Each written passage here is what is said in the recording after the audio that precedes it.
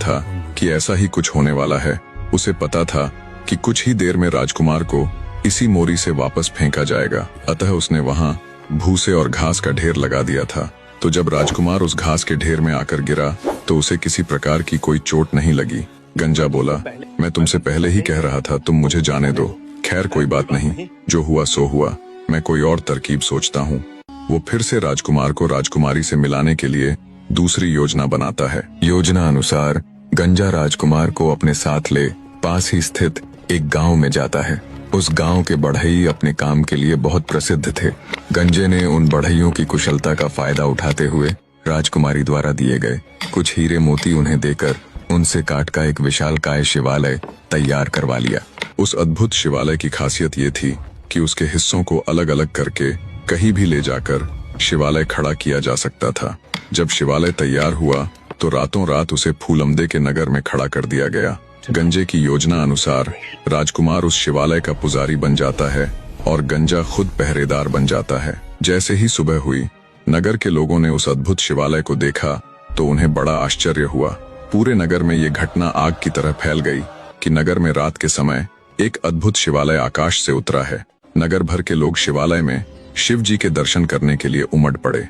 गंजे ने चाल खेलते हुए ये नियम बना दिया कि नगर के लोग एक एक करके ही शिवालय के अंदर जा सकते हैं और एक बहुत ही तेज तरार रथ को सारथी सहित शिवालय के पीछे खड़ा कर दिया। उसने रथवान को समझा दिया कि इशारा पाते ही रथ को हवा कर देना।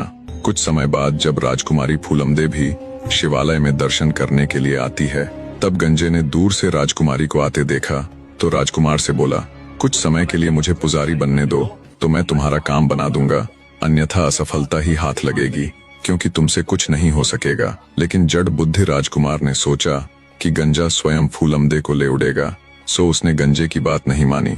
तब गंजे ने योजना अनुसार राजकुमार को समझाया कि जब राजकुमारी फूलमदे की बारी आए और वो परिक्रमा करना शुरू करे तो तुम तुरंत उसे जबरन पकड़कर रथ में डाल लेना और हवा हो जाना।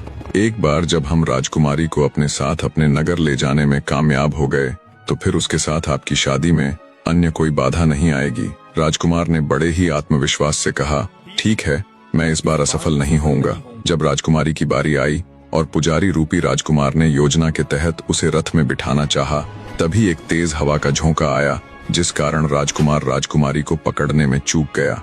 केवल फूलमदे का दुपट्टा ही उसके हाथों में आया। राजकुमारी फूलमदे धोखा धोखा चिल्लाती हुई वहां से भागी। गंजे ने देखा, अब अगर यहाँ एक पल भी और रुके तो हमारी खैर नहीं। बड़ी ही फुर्ती के साथ दोनों रथ में सवार होकर वहां से भाग गए।